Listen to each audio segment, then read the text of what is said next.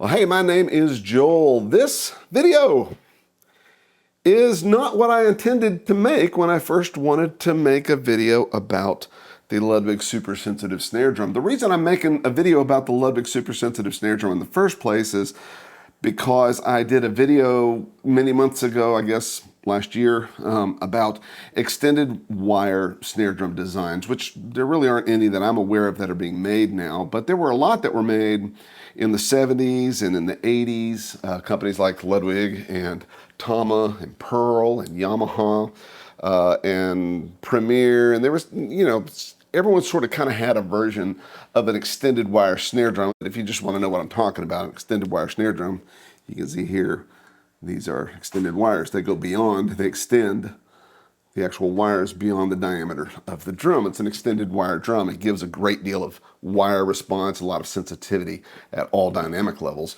which is why Ludwig calls this the super sensitive snare drum. Now, Ludwig does not make this drum anymore, but the reason this is not the video I intended to make is because of this drum right here. When I woke up this morning, I didn't know I was going to have this drum. This drum and I have history.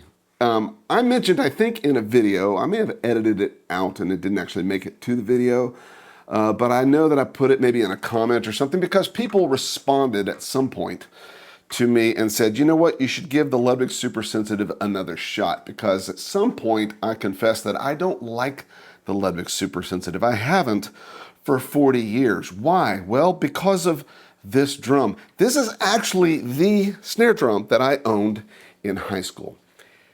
Not the model, the drum, the serial number. This was my drum, and I traded it to a friend of mine in high school. A guy that I thought of when I got out of bed this morning. I don't know why, but he popped in my head, and I just shot him a note. I looked him up on Facebook, saw that he still lived in the area, so I actually looked up his business and just reached out to him, shot him an email, said, hey, haven't talked to you, and I think I ran into him maybe 10, 15 years out of high school, but, haven't talked to you in decades. Do you still happen to have that drum? And he said, yeah, actually I do. And if you want to use it, come on by and get it. So I did, and here it is. This is the drum I decided I did not like in high school. I did not like the fact that these things stuck out so far and got hit. In fact, I would not be altogether surprised if that damage right there, which you can see is actually, it's bent. I would be shocked if that was actually the way that I gave it to him, because I do remember it getting hit and the guard being bent. I didn't like that. I thought it was ugly. I thought the mechanism was cumbersome, sticking like 3 inches off each side. I haven't actually measured this, whatever it is, 2 inches, 3 inches. I had to use a square fiber case with these things in the corner in order to carry the drum. It was just inconvenient. And more than that, even as a teenager, we have things totally figured out as teenagers, right? 40 years ago, I had all of life's mysteries solved. Boy, if I could go back and have them all solved again, that'd be great. But anyway, I decided that I didn't really care for its wire response, and I can't say that I really knew my way around properly tuning a drum to get out of it what I wanted. Certainly not with regard to miking. It was probably a year or two after high school that I really started miking drums, playing live and things like that. But I just thought it had a really strong wire response. It was a bright drum, and it was very wiry, very snarey, not as much tone to snare sort of ratio that I would have wanted. And I just didn't like it. It just didn't do it for me. And so I traded it to my buddy, the guy whose house I went by this morning and picked it up from. Chris has had it for, 40 years now. And I kind of just, and really this is the drum that made me sort of swear off all extended wire designs. The Tama King Beat, the Pearl Jupiter, the Ludwig Super Sensitive, the Tama Mastercraft, which I later fell in love with. If you've watched my videos, you know that. The Yamaha 9000 series, the recording custom drums that were extended snare. They also had the Triple Aught series that was their parallel strainer, extended snare wires. Anyway, all of the designs, I just had no interest in those. I just wanted your basic, standard snare wire design. But also through the years, I've always kind of favored 5-inch drums because they seem to have a good tone to snare wire ratio. And when I discovered the Tama roller bed design that was used for the Mastercraft drums and several drums throughout the 80s and into the early 90s by Tama. I discovered that several years ago and loved that for deeper drums. I never cared for deeper drums because they didn't have enough wire response. Well, I never put together that maybe the more sensitive extended wire designs would marry well with deeper drums to give me the response that I really want, whereas shallower drums were fine with sort of the normal snare wire arrangement. And I found, which I did find with the Tama Mastercraft steel snare drum, that the snare wires, again, the wire response was just a little too much for me. I loved it for the 6.5s and even the 8-inch drums. But the 5-inch drums, the regular wire design was fine with me. So I've not played this drum. Actually, I have played this drum, but if you can see the head, this is like a Remo Ambassador, I think. He's got tape on it, so I can't read it, but that is the Remo logo, and it does appear to be a single ply head coated with all of the coating beaten off. I can imagine when I crank this thing down, it's pretty tight right now. I imagine the center is going to completely cave in. Also, something I noticed about this drum, it does seem to have on the bottom the correct hoop, which the older Super Sensitives had, that had a very tall snare gate to allow the snare wires through because it, it was kind of bent down like this to kind of widen the vertical spacing of that. However, this head, for all I know, these are the heads that were on it when I gave it to him. I really don't know. But this bottom head has been so stretched out, it's so tightened down, it's getting very close to being flush, the bearing edge with the actual hoop here. So it is really, you can kind of see that there. It's getting really close. And as a result, most of the snare gate is way down here. And actually, when you flip the wires off, you can see they actually sort of bend around this, and they're still engaging. So I don't know if you can see that, but this is actually making contact and bending the snare wires. And even though it's completely turned off, still has plenty of snare response, basically. So a new head that's not stretched out will allow me to, or will allow the snare wires to have full use of that gate, and probably will fully disengage. It does not disengage now because this bottom head is so stretched out. I am going to take this thing apart. I'm going to do him a solid and go ahead and put this thing back together for him. Put some new heads on it and just clean it up and adjust it and just get it functioning properly. Because I want to play it, and I want to play it for you. I want you to hear it. And I'm going to compare it with the 6.5 that I got last year, because really this video was going to be about me giving the Super Sensitive another shot with the 6.5-inch drum that I acquired last year, because it had kind of a busted strainer, so I had to secure, that replacement component, and so I got a good deal on it, and other than that, it was in really good shape. And it's a great sounding drum. I will just sort of spoiler alert. I love it. Sounds great. So I'm really intrigued to hear this one, and to see if I have a similar experience now as I did 40 years ago when I had all the answers, to the questions of the universe. So that's it. I'm going to clean this thing up. I will also include some history about the Ludwig Super Sensitive, because I think it's pretty fascinating. Part of my desire for this video was to do that. Anyway, I don't want this video to be an hour and a half, but if you know me at all, I do have a tendency to bloviate, but I will try to keep it succinct, and I will try to make sure that the information that I include is actually relevant to the topic at hand and isn't just mindless babbling. But I'm going to get to taking this thing apart, so let's get going. Okay, so the first Super Sensitive model snare drum was introduced by Ludwig and Ludwig in 1929. And it did use the same, essentially the same parallel action snare mechanism with the extended wires that we know to be the case for pretty much all the Super Sensitives that we've ever seen. And a little bit more about that, because that drum, really, the one we're familiar with and the ones that I'm using in this video, really are like post-1960 or 61 when they sort of reintroduced the Super Sensitive, because it was originally introduced in 1929, but it was a different drum. It was not the same drum. It did use the parallel action strainer, but it wasn't the first to do that, and that's not what set it apart. In fact, that strainer had been introduced 4 years earlier in 1925 when Ludwig and Ludwig debuted the Super Ludwig snare drum. And that probably is a better match, well, it is a better match to what we think of as the modern Super Sensitive, in that it was a metal snare drum, and I think they made wood versions as well, but it had the parallel action extended wire snare strainer mechanism, and that was the first drum to have that.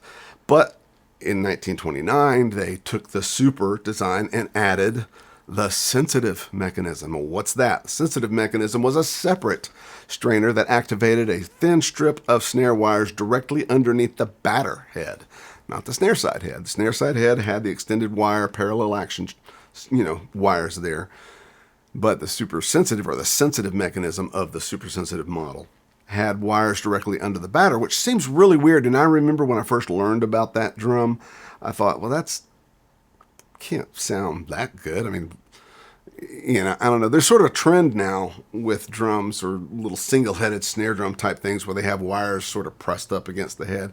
And they're interesting or whatever, but they kind of sound terrible to me. I mean, it's obviously an effect type of thing.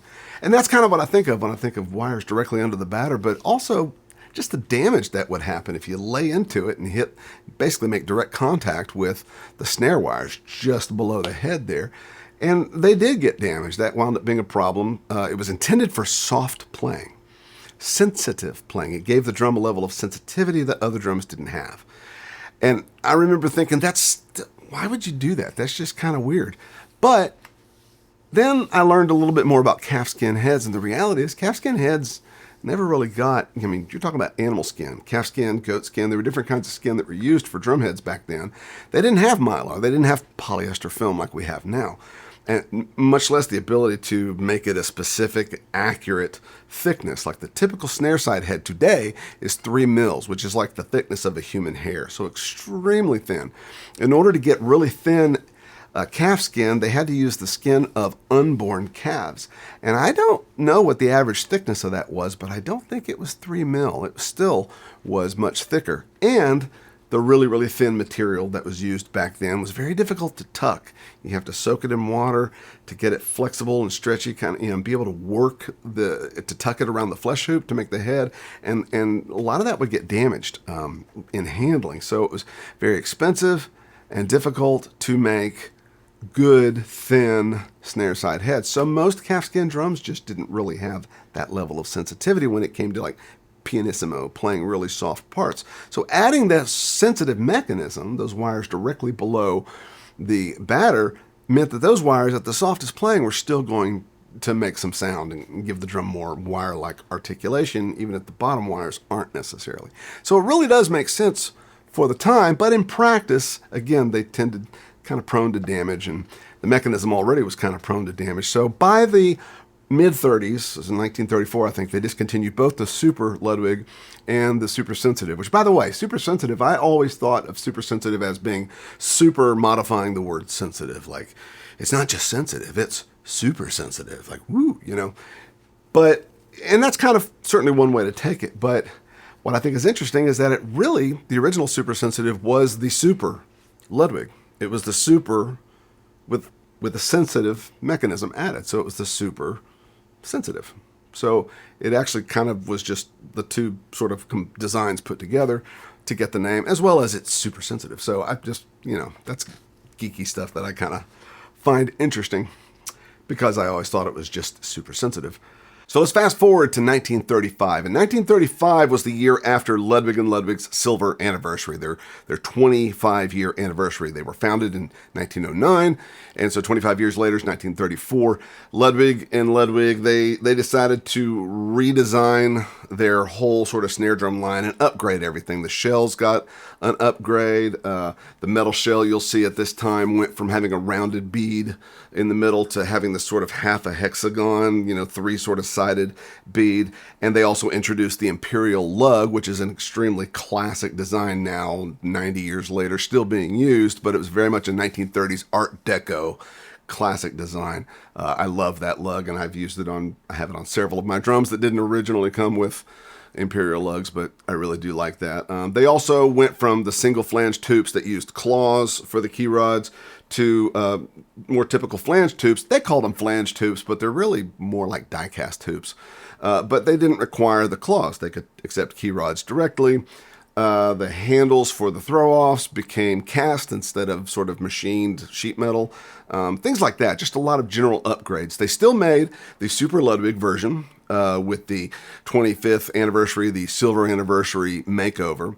And they still made the Super Sensitive as well. But this was in 1935, and by 1937, I haven't seen the 1936 catalog if they made one, but by 1937, the Super Sensitive was no longer part of the catalog. They had done away with the sensitive mechanism, but continued making the Super Ludwig with the parallel action strainer right up to World War II, at which point, if you know much about drum history, all the companies in America anyway started using wood for lugs and for as much hardware as they possibly could, because metal became really scarce and really necessary for the war effort during World War II. And so the parallel action strainer, being very kind of complicated for the time and certainly very much made of metal, it got discontinued and did not see the light of day for about another 20 years. So about 20 years forward, about 1960, 61 or so, William F. Ludwig once again owns the Ludwig Company and the Ludwig designs, including the parallel strainer. And for those who don't know, just a quick bit of history, Ludwig and Ludwig was formed with brothers William and Theobald Ludwig, so Ludwig and Ludwig, in 1909. And then in 1918, Theobald died in the worldwide flu pandemic. And William carried on the company for the next 12 years or so, before selling it to C.G. Kahn Musical Instruments. And Kahn made like other band instruments, trumpets, things like that. And they wanted a drum division, so they bought Ludwig and Ludwig from William Ludwig. And William stayed with the company for a few years to kind of keep it going and guide it, but he eventually left, and in 1937, he created a new company. Since he couldn't use the Ludwig name because C.G. Kahn owned it, he used his initials instead, William F. Ludwig, WFL. And so for those who may not know the connection between Ludwig and WFL, that's the connection right there. Same guy started both. But WFL and Ludwig were never the same company. They were always competitors. Until 1955, at which point Kahn sold the Ludwig assets back to William F. Ludwig. So he got the family name and the designs, the Imperial Lug and the parallel action strainer and all that kind of stuff, got that again. And so by the end of the 50s, he wanted to have a good metal drum, snare drum in the lineup. If you look at the 1957 Ludwig catalog, there's actually not even I think it's the 57 catalog. Anyway, there's not a metal snare drum in the catalog. I don't know that they didn't make one, because WFL did make metal drums and Ludwig obviously made metal drums, but for some reason when they did the reorganization after buying back the company and doing away with Ludwig and actually just forming the Ludwig Drum Company. So like I say, Ludwig and WFL were never the same company. WFL did kind of become the Ludwig Drum Company, but I digress. They didn't have a good metal snare, and William Sr. wanted a good metal snare drum. And so they came out with the Model 400 Super Ludwig, using that name again, but this time it wasn't the parallel action strainer. It was just a single-ended, what we know as the P83. It was the predecessor to the Superphonic, but they called it the Super Ludwig. It was a brass shell that was rolled and welded, the shell, crimped snare beds. It was available in brass. It was available in chrome, may have been available in nickel, I'm not sure what variants they had, but they made that for a couple of years before coming out with what they called the Acoustic Perfect shell, which is the shell that we know now for the Superphonic and the Super Sensitive and the Acrylites and things like that, which was a seamless shell, which is a seamless shell because they still make it now. It was originally, I'm told, brass. It was actually brass, but brass was a more expensive metal than the aluminum alloy that they quickly switched to. I've never seen a brass Acoustic Perfect shell. I'm told they exist. Never have I seen one. If you have one, let me know. Would you let me know in the comments? Because I'd love to see that, actually. But anyway, the Acoustic Perfect shell, that went on with the aluminum alloy that was called Acrylite at first, and then later it was called Ludalloy for the Superphonics. And they did away with the term acrolite for the metal and just kept it for the model of the drum. But it was used for the acrolite snare drum, the Superphonic, and the Super Sensitive, which was introduced about 1961, reintroduced the new Super Sensitive, which was really more like the original Super Ludwig. It was just a metal snare drum, the Acoustic Perfect shell. Great shell, by the way, obviously, if you've ever played one of those drums. And it had the same original production, you know, in the early 60s, was just using leftover parts from the 30s and early 40s, I guess. At whichever point they discontinued it. The stock that they had, they used that up essentially first when they reintroduced it. And then they tweaked it a little bit, some, you know, like again, just minor little changes in production, probably for cost reasons, for simplicity of production reasons, probably some different production techniques that have been developed in the preceding 20 years, you know. But then they did a significant upgrade in 1968, at which point the guards were the sort of stiff wire guards that they went to that were part of the mechanism itself. They were no longer held on with key rods.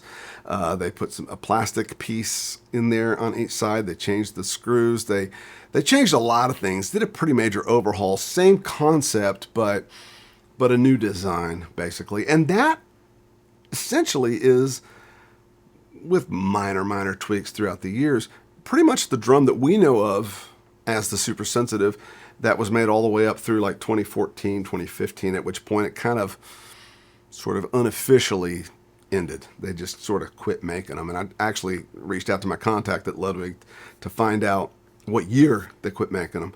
And even he couldn't give me an exact year. It was like 2014 or 15, somewhere around there.